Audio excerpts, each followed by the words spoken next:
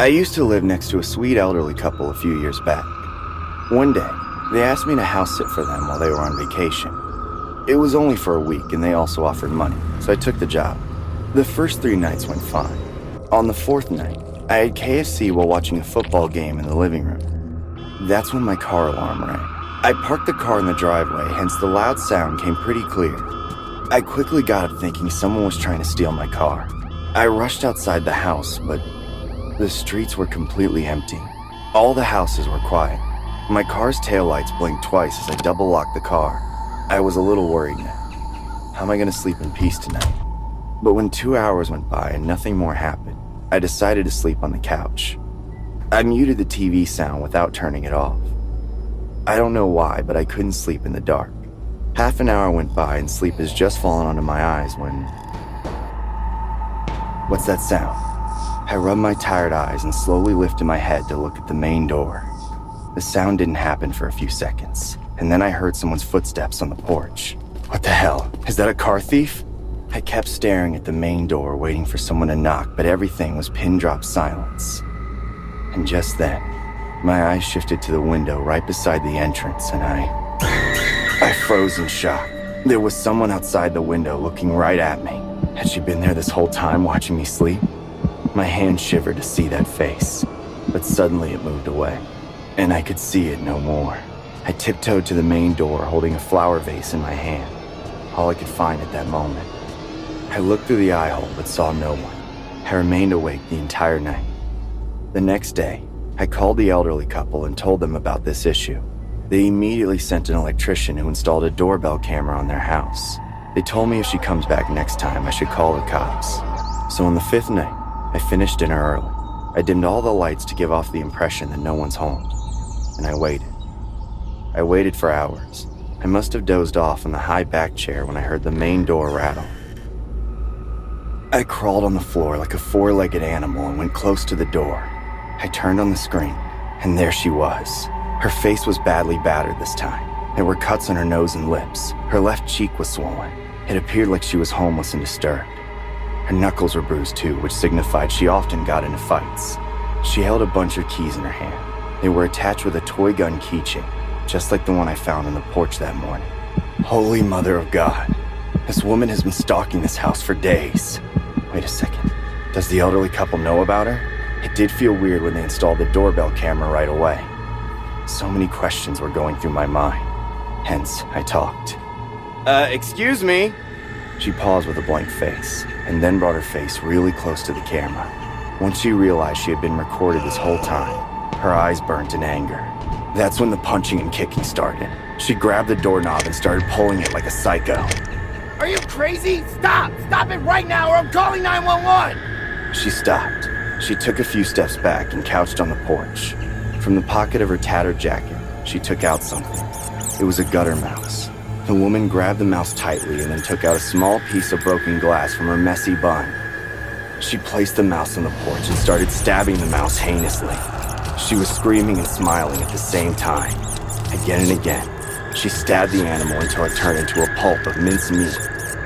And then, she started throwing those meat chunks all around the porch while whispering something. She was doing black magic. But why? Why did she choose this house? The cops came in 10 minutes. They arrested the woman from the back of the house. After doing her meat-splattering ritual, she was digging a hole at the back. The cops found a can of petrol and a lighter inside that hole. It was evident that she had been to the backyard before to hide the things she needed.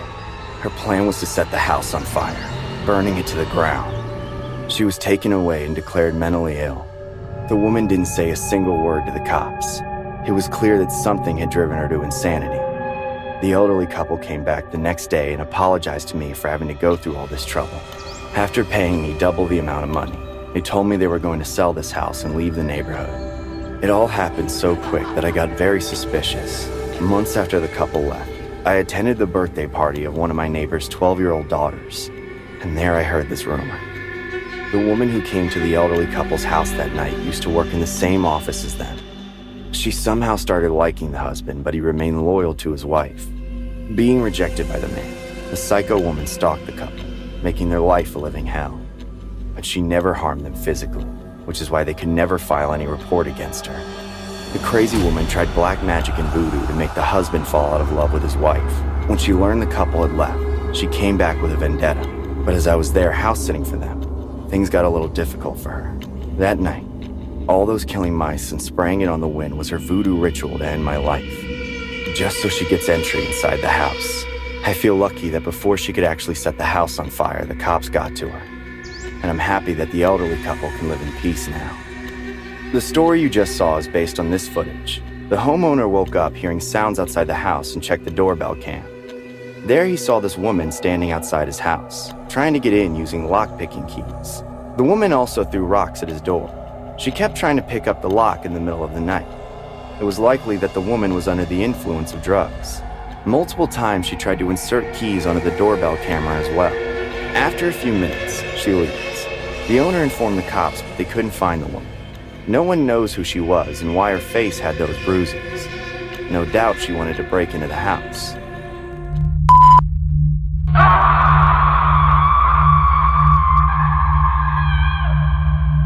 I'm a college student, and any easy money opportunities are appreciated by me.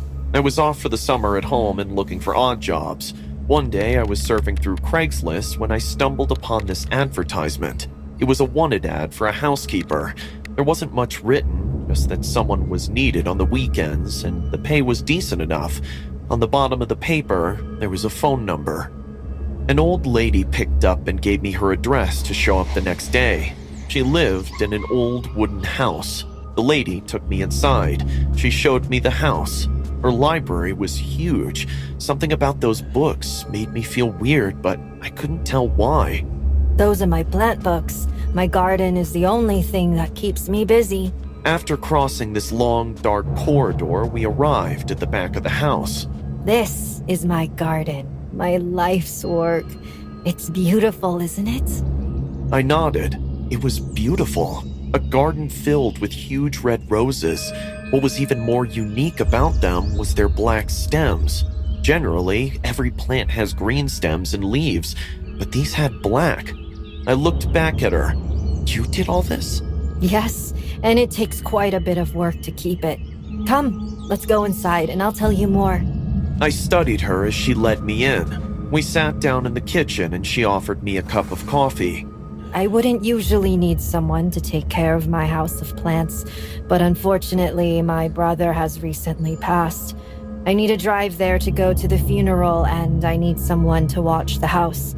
I'll be back by evening. Mrs. Donovan told me everything that she expected to be done. She told me that if I was finished with my job, then I could do whatever I pleased as long as I stayed at the house. I got to work. I watered the plants, sprayed medicine on them, instructed by Mrs. Donovan. I was done within 2 hours. I still stayed in the garden, admiring the roses. I went closer to a big red rose and took a sniff. It smelled like it was supposed, but there was a metallic tinge with the smell. Also, the rose petals were way thicker than a normal rose.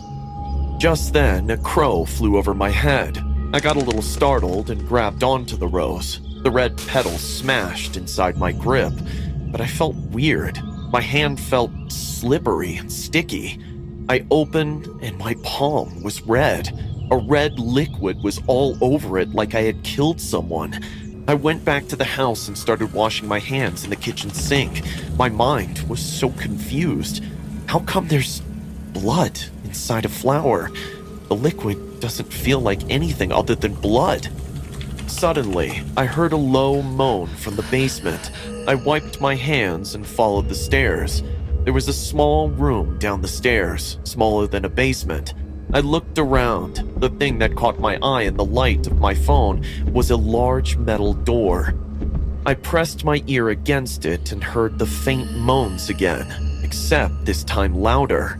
A cold shock of fear rang through my body like an alarm. I wanted to leave, but my gut feeling said I shouldn't. I opened the metal door. A pink light leaked through the doorway. I quickly turned off my phone's flashlight. Why would an old woman set up lights like this in her basement? But once I paid attention to the other side of the room, I noticed something else. Cages. Rows of them along the floor, all old and rusted as the door I had come through. I stood still, and when I heard nothing, I turned my phone's light back on. Behind the bars of the cages, I could see eyes reflecting back at me.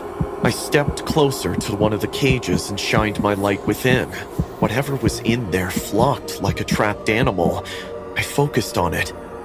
It was a little boy, pinned in the corner of the cage, staring at me with wide, fearful eyes. Oh my God! I hurried to unlock the cage. There was a large, rusty padlock stopping me. Pulling out my pocket knife, I picked at the lock until it gave way.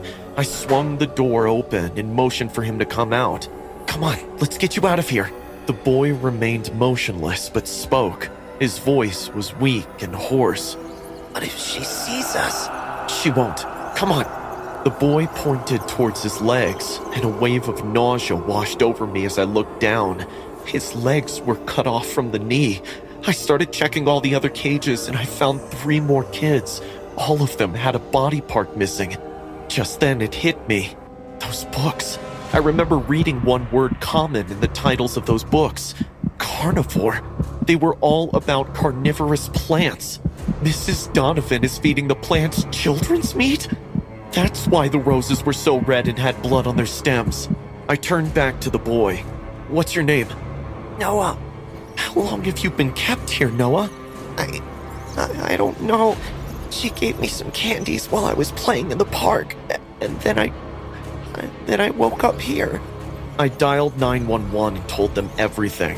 I was about to take the kids upstairs when I heard a car horn outside.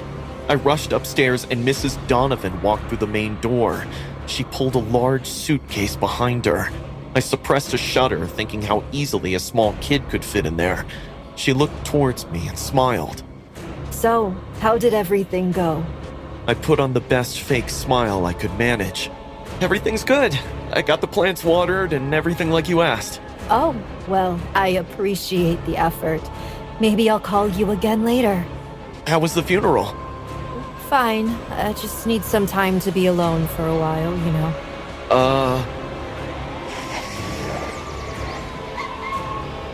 You called the cops on me?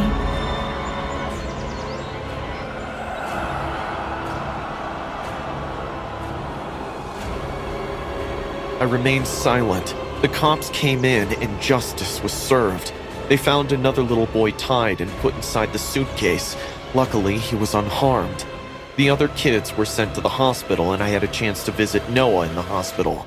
Mrs. Donovan was shoved into a mental asylum for life. Her garden was torched down to ashes by the cops. Locals were horrified to find out about these cannibal plants raised by Mrs. Donovan.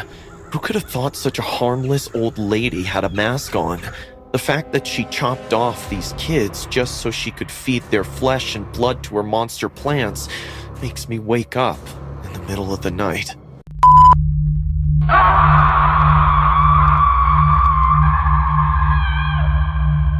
Have you ever walked around your home and gotten an odd feeling?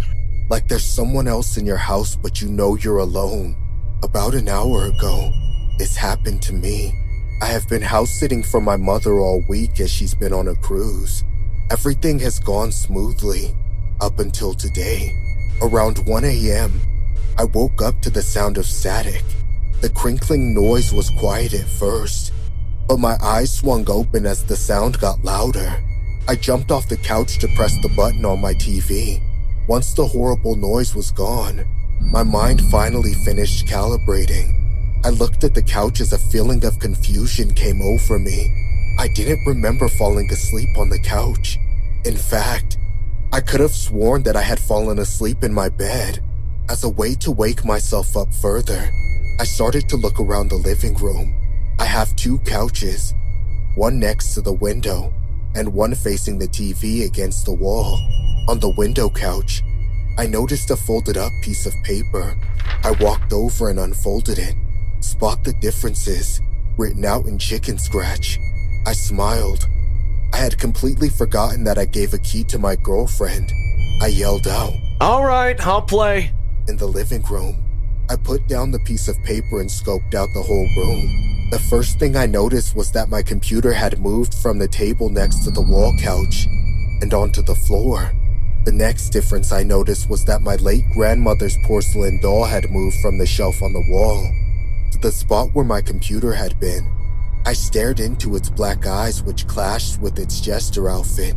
I truly felt afraid, not just because those dolls are generally seen as creepy, but I actually feared for my well-being, even though I had no real reason to. The third difference I noticed was when my arm brushed against my shorts. When I sleep, I always keep my phone in my pocket, but it was gone. I looked all around the living room but couldn't find it. Okay, joke's over, babe. I yelled out. I expected a response, but definitely not the one I got. After a few seconds of silence, the shower in my mom's bedroom turned on. Okay, you got me. Camilla? Still no response from my girlfriend. I walked to the shower. The steam has filled the small space.